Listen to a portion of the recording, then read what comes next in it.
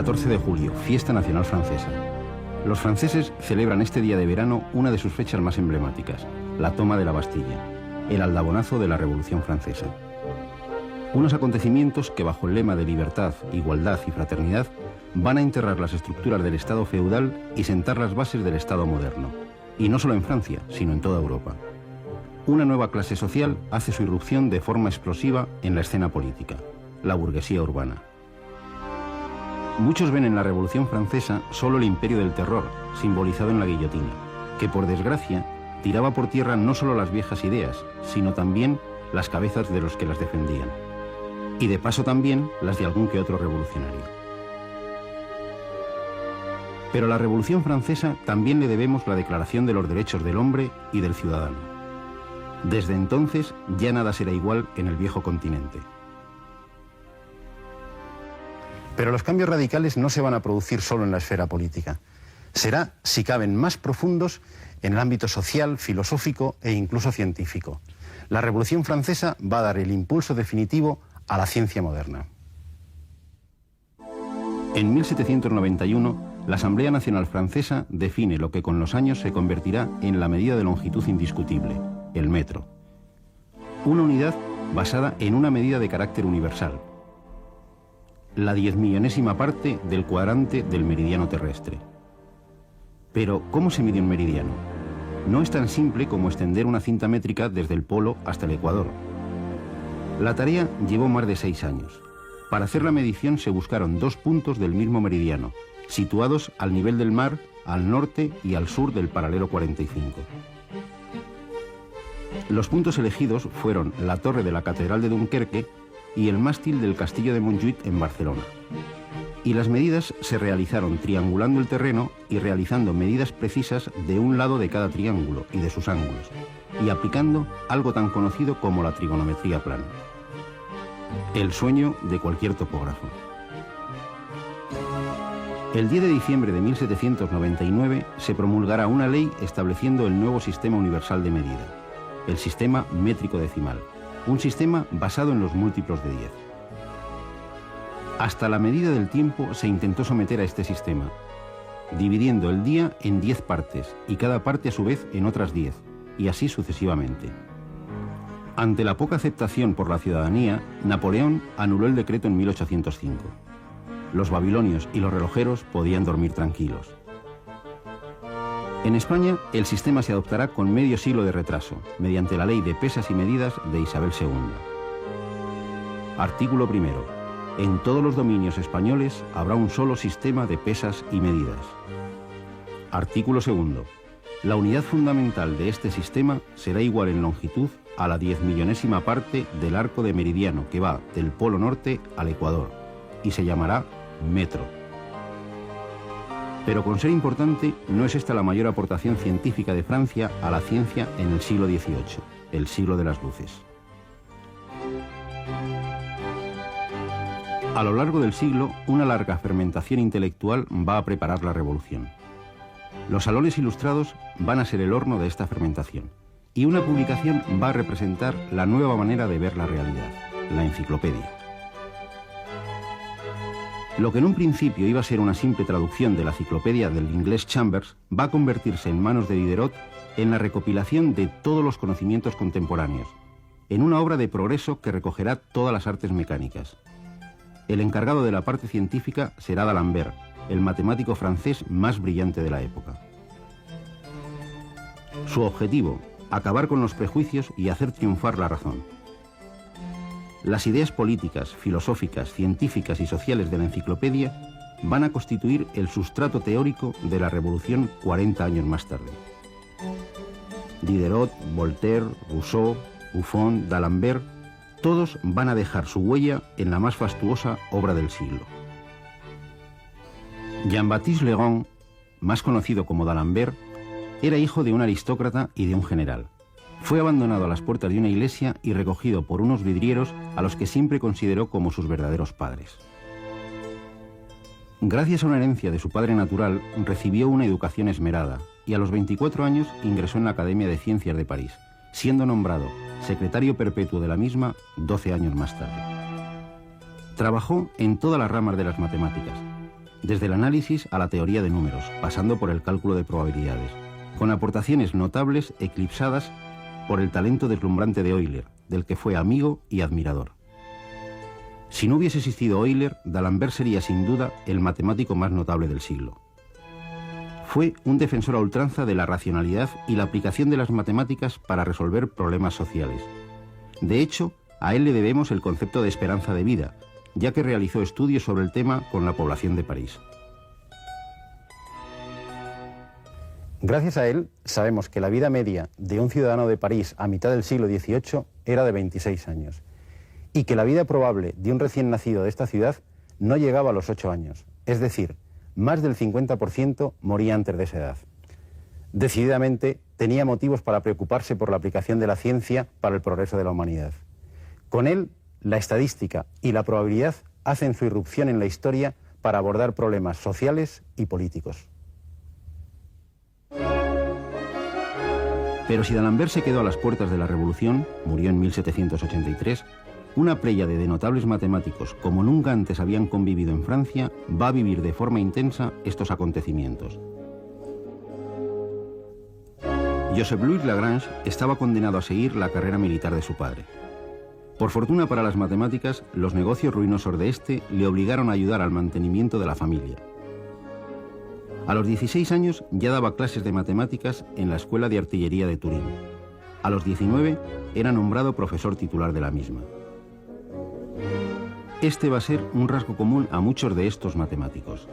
Fenómeno nada extraño si tenemos en cuenta que en el siglo XVIII solo se podía aprender matemáticas en las academias militares o en los centros de los jesuitas. En 1696, el intrépido Jean Bernoulli había lanzado a la comunidad matemática uno de los retos más famosos de la historia.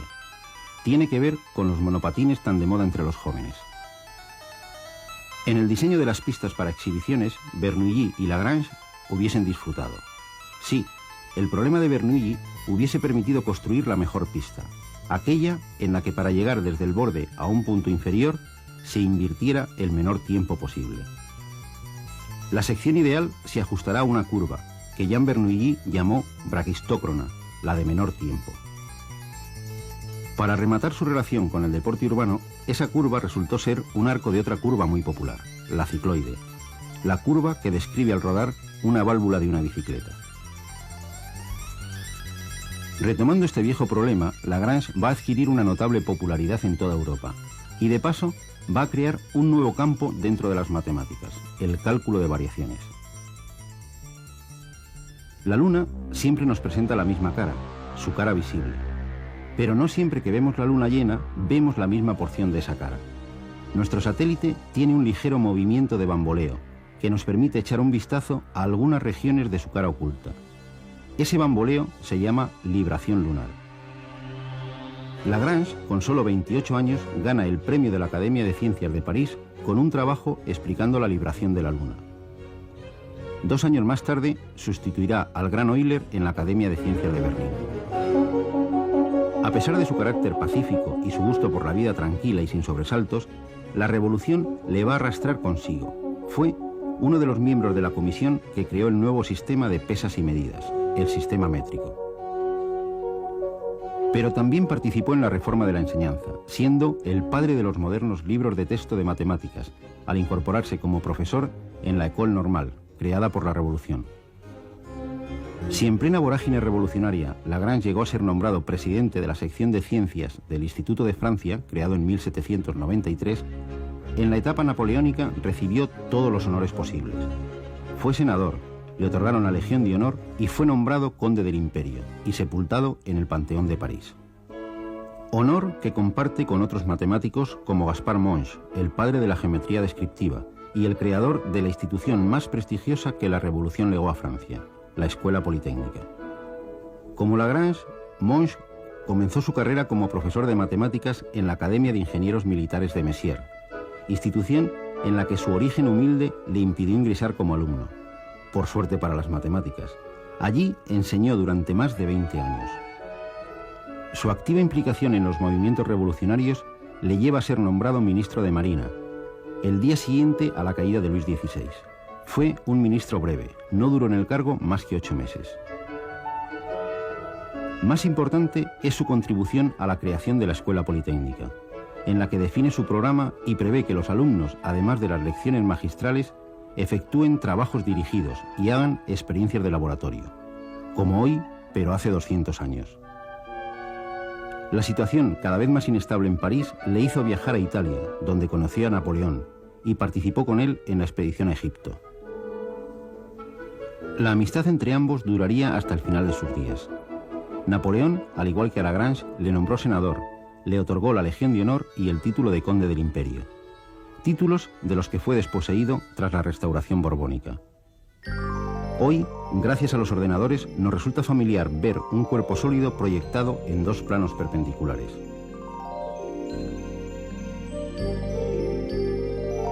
Podemos reconstruir el objeto conociendo al detalle sus proyecciones. Esta técnica, hoy tan habitual, se la debemos a uno de los mejores profesores de matemáticas de la historia, a Gaspard Monge. La propuesta ante la Asamblea Nacional de Monge como ministro fue realizada por su presidente, otro matemático menos conocido, uno de los muchos aristócratas ilustrados alineados con las ideas revolucionarias, el marqués de Condorcet.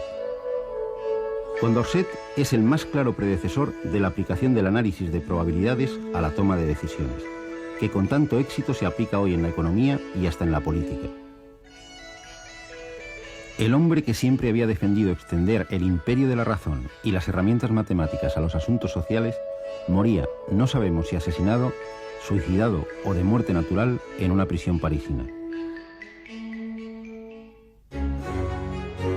Entre los tumultos de las calles de París, otro matemático procura pasar desapercibido. No ocupará ningún cargo público, ni se comprometerá excesivamente con ningún asunto político.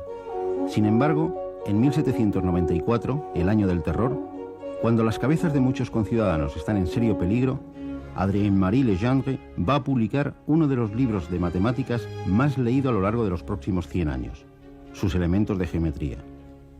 El libro de texto obligado de casi todas las universidades, escuelas y academias de Europa y de América. Este libro va a proporcionar a Legendre un extraño privilegio.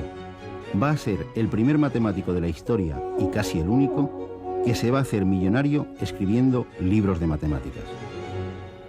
Pero curiosamente, hoy se recuerda más a Legendre por sus trabajos sobre algo que siempre ha preocupado a los matemáticos de todas las épocas: los números primos. Un número primo es el que no tiene divisores distintos de él mismo y de 1. 5 es un número primo. 7, 11, 13, 19 también. En cambio, 6 no es primo, es compuesto, ya que 6 es igual a 3 por 2. 9, 10, 15 son también números compuestos. Hay 25 números primos menores que 100. Un 25% de los números del 1 al 100 son primos. Menores que 1000 hay 168 primos, es decir, un 16,8%. Menores que 100.000 hay 9592, un 9,6% aproximadamente. Parece que el porcentaje de números primos va disminuyendo según aumentamos el techo superior. Imagínense un número n tremendamente grande. ¿Cuántos números primos habrá menores que ese número? No es tan fácil responder a esta pregunta. Sin embargo, Legendre, en 1797, ya aventuró que la cantidad de números primos menores que n vendrá dada por esta fórmula, donde Ln representa el logaritmo neperiano. Fórmula que dio origen al teorema de los números primos, que simplifica la expresión dejándola así, y que solo se consiguió demostrar 100 años más tarde. Según este resultado, podemos deducir que la cantidad de números primos menores que 100 millones es aproximadamente 5.428.681. En realidad hay 5.761.445, menos de un 6%. Legendre, con su fórmula, se aproxima bastante a la cantidad real. Dejemos los números primos y hagamos una excursión por un reino muy distinto. Sí, estamos en un casino, el reino del azar y de las probabilidades. Pierre-Simon de Laplace se hubiese sentido en la gloria en un lugar como este. Al fin y al cabo, él es el padre de la teoría de probabilidades, o como él mismo decía, el sentido común expresado en números. Gracias a Laplace podemos cuantificar desde la esperanza de que nos toque el abonoloto hasta la de sacar un póker de ases en una partida de póker. Y todo gracias a una sencilla ley que desde entonces lleva su nombre, la regla de Laplace. La probabilidad de un suceso es el número de casos favorables partido por el número de casos posibles. Ensayo filosófico sobre las probabilidades. Con este sencillo y a la vez precioso libro de divulgación, Laplace puso al alcance del gran público las mismas ideas que hoy inspiran a los hombres de empresa y a los estadistas a la hora de tomar sus decisiones.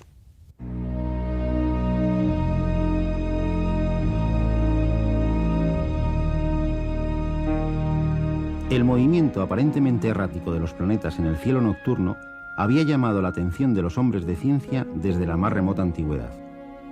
La astronomía ha sido desde entonces una de las principales inquietudes de muchos matemáticos. Un siglo antes del nacimiento de Laplace, Newton había desvelado los secretos del movimiento de todos los cuerpos del sistema solar, mediante la ley de gravitación universal. Sin embargo, una anomalía fácilmente observable había inquietado a Newton: las alteraciones en las órbitas de Júpiter y Saturno. Newton no encontró otra explicación que la intervención divina. Laplace, que había sido profesor de Napoleón en la Academia Militar de París, consiguió explicar estas anomalías mediante la interacción gravitatoria de ambos planetas, en lo que quizás constituye su obra cumbre, el Tratado de Mecánica Celeste.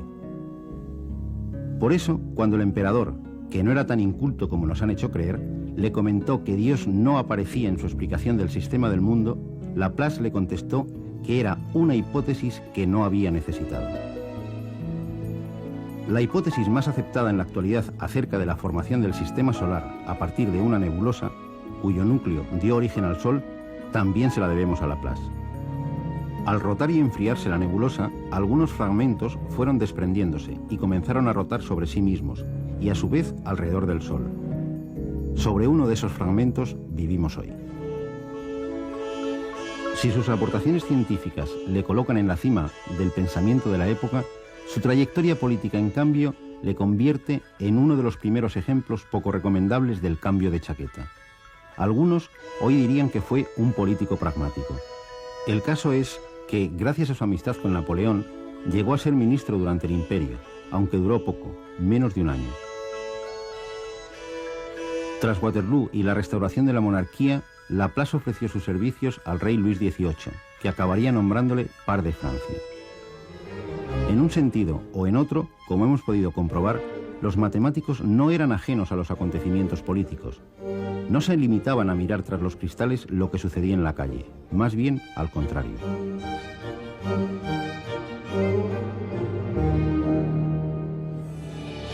...14 de julio, fiesta nacional francesa. Los franceses celebran el nacimiento del Estado moderno.